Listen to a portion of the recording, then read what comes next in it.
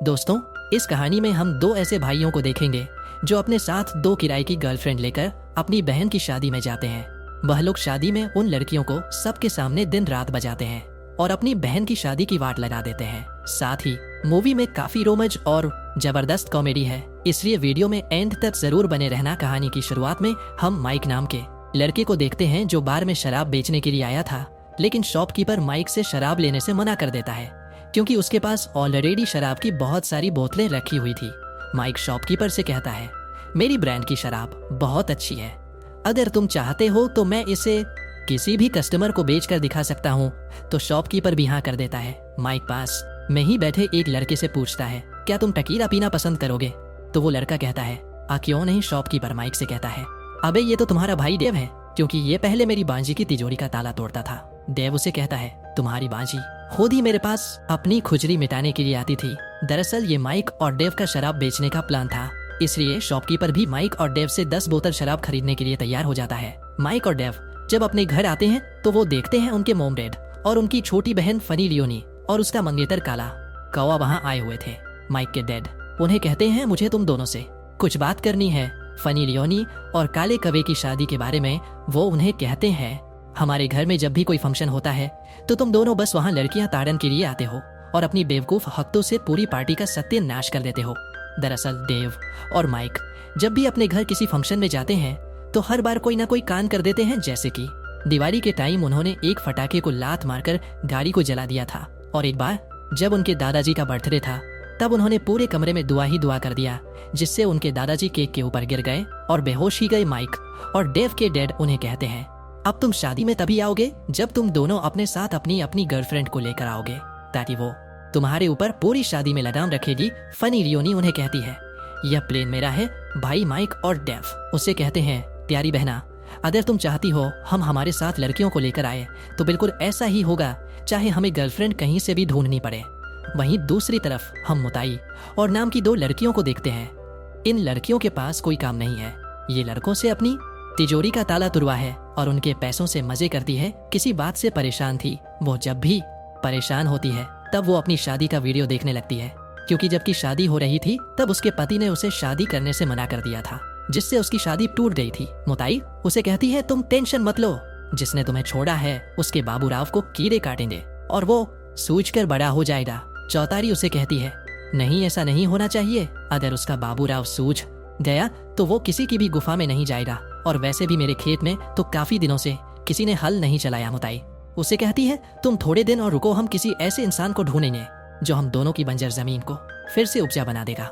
दूसरी तरफ हम देव और माइक को देखते हैं जो अपने लिए गर्लफ्रेंड का जुगाड़ कर रहे होते हैं। तभी उन्हें आइडिया आता है और वो इंटरनेट पर एक पोस्ट डालते हैं जिसमें वो लिखते हैं, उन्हें हवाई जाने के लिए 2 लड़कियों की जरूरत है। देव माइक से कहता है, मुझे लगता है हमारी इस पोस्ट का जवाब ज्यादा लड़कियां नहीं देगी, लेकिन थोड़ी ही देर में उनकी डाली हुई पोस्ट वायरल हो जाती है और उसे बहुत सारी लड़कियां देख लेती हैं, जिससे हर लड़की उन दोनों के साथ हवाई जाना चाहती है। देव और माइक एक एक करके उन लड़कियों से मिलते हैं, लेकिन उन्हें सभी लड़कियां बकवास लगती है, इसलिए वो सभी को रिजेक्ट कर देते हैं।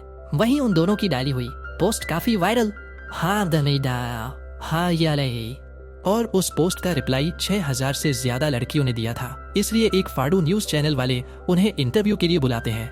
देव और माइक जब टीवी पर अपना इंटरव्यू दे रहे होते हैं तभी उन्हें और मुताई भी देख लेती है। वो दोनों देव और माइक को देखकर उनके ऊपर फिदा हो जाती है और अब वो दोनों उनके साथ हवाई ट्रिप पर जाना चाहती है, इसलिए जल्दी से तैयार होकर वो दोनों देव और माइक से मिलने के लिए ले जाती है। चौतारी मुताल से कहती है, उन्होंने इतनी सारी लड़कियों को रिजेक्ट कर दिया है, हम उनसे कैसे मिलेंगे? तो मुताई उसे कहती है, तुम बस मेरा खेल देखो। वही देव और माइक जब क्लब से बाहर निकलते हैं तो उन्हें देखकर मुताई जानबूझकर एक कार से टकरा जाती है। माइक और देव ये सब देखकर उसे बचाने लगते हैं। माइक अपने मुंह से उसे सांस देता है, जिसे मुताल उठ जाती है। यह देखकर सभी लोग तालियां बजाने लगते हैं कि आखिरकार उसने एक लड़की की जान बचाई। इसी तरह से मुताई का प्लान कर जाता है और वो दोनों देव और माइक से मिल लेती है। मुताई उन्हें बताती है वो एक स्कूल टीचर है। माइक मुताई की बातों से उसके ऊपर फिदा हो जाता है और वो मुताई के खेत में अपना हल चलाना चाहता है। दूसरी तरफ देव को बताती है वो शेयर मार्केट का फंड संभालती है, लेकिन देव को का काम समझ नहीं आता।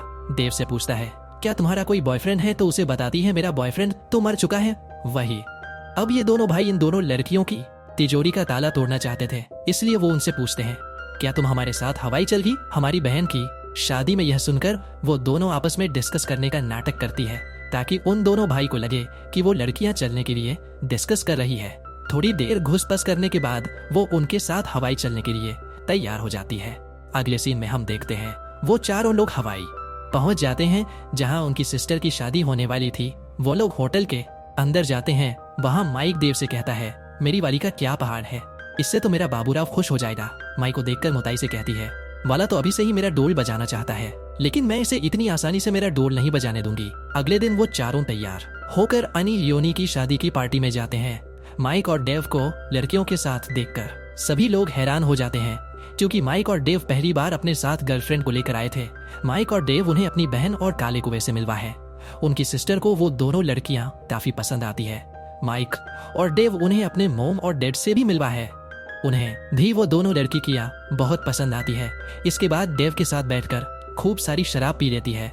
दूसरी तरफ मुताई और माइक जब बातें कर रहे होते हैं, तभी वहाँ माइक की कजन प्यासी चूज आ जाती है। माइक उसे बताता है, मुताल मेरी गर्लफ्रेंड है तो प्यासी चूज। माइक से कहती है, तुम्हारे छोटे चेतन को यह कभी इसकी तिजोरी को नहीं छूने देगी। तो माइक उसे कहता है, मैं आज रात ही इसका ढोल बनाने वाला हूँ। वही रात के समय वो दोनों लड़कियां अपने रूम में ढोल बजाने वाली मूवी देख रही होती है। तभी वहाँ माइक आता है।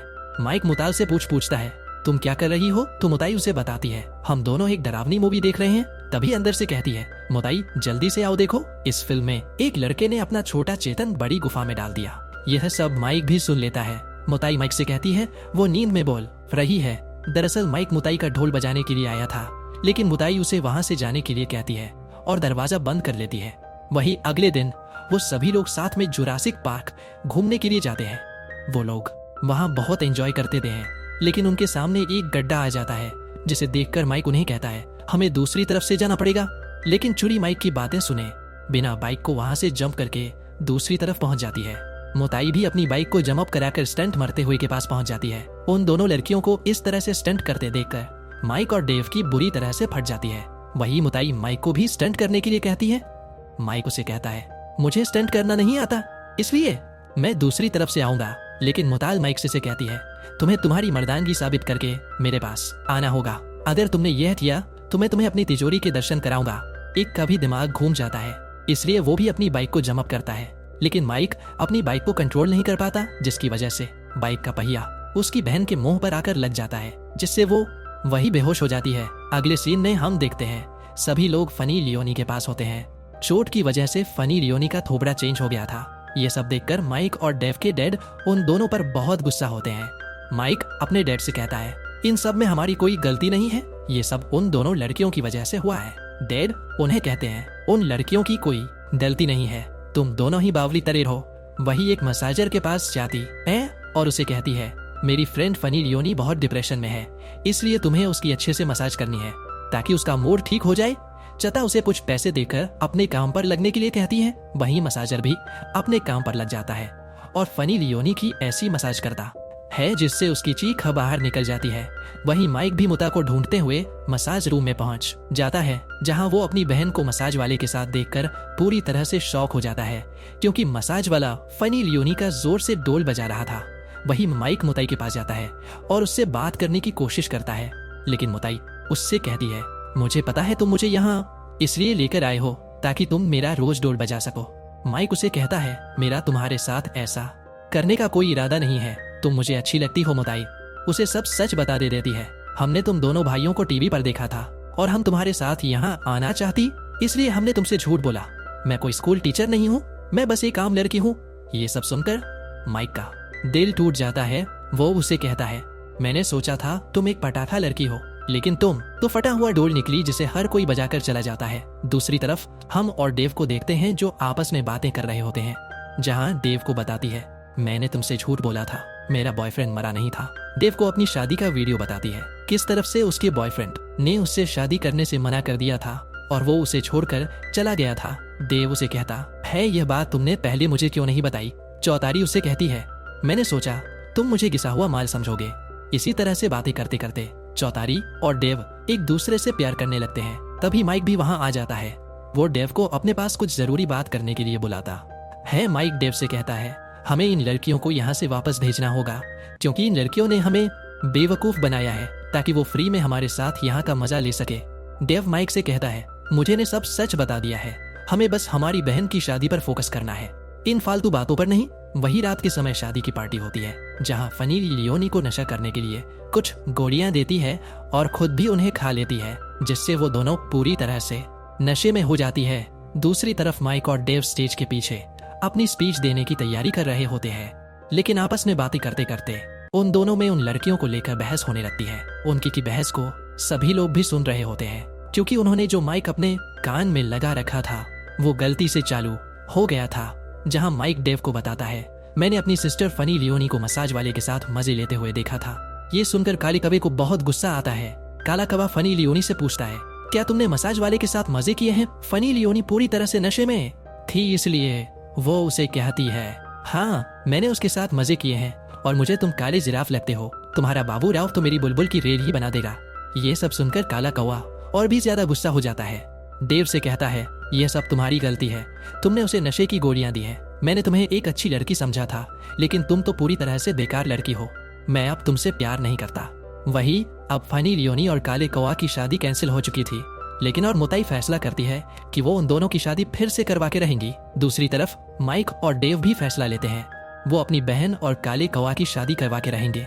इसलिए वो चारों उन दोनों के पास जाते हैं। वो सभी उन्हें कहते हैं, हमारी वजह से तुम दोनों की शादी टूट गई है, लेकिन अब हम वापस तुम्हारी शादी करवा कर रहेंगे।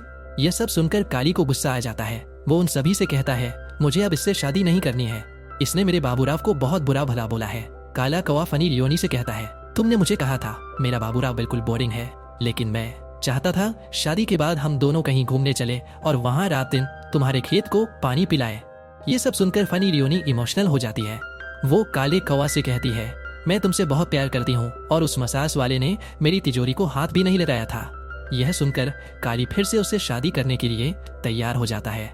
इसके बाद माइक और डेव मुताई के साथ उन दोनों की शादी की तैयारी करते हैं और फाइनली उन दोनों की शादी करवा देते हैं। वही इस शादी से बहुत खुश थी, इसलिए अब वो अपने फोन से उसकी शादी का वीडियो डिलीट कर देती है। दूसरी तरफ माइक भी मुताई को अपने शराब के बिजनेस में पार्टनर बना लेता है। डेव भी को किस कर लेता है। वही रात के समय वो दोनों भाई अपनी बहन की शादी की खुशी में बहुत डांस करते हैं, लेकिन जब वो कुछ पटाखे चलाते हैं तो फिर से पार्टी में धमाका हो जाता है और वहाँ आग लग जाती है। इससे हमें ये पता चलता है इन दोनों बावली गैंग ने एक बार फिर पार्टी की बैंड बजा दी और इसी सस्पेंस के साथ इस मूवी की एंडिंग हो जाती है। दोस्तों, मूवी पसंद आई हो तो वीडियो को लाइक और चैनल को सब्सक्राइब करना ना भूलें। Thanks for watching.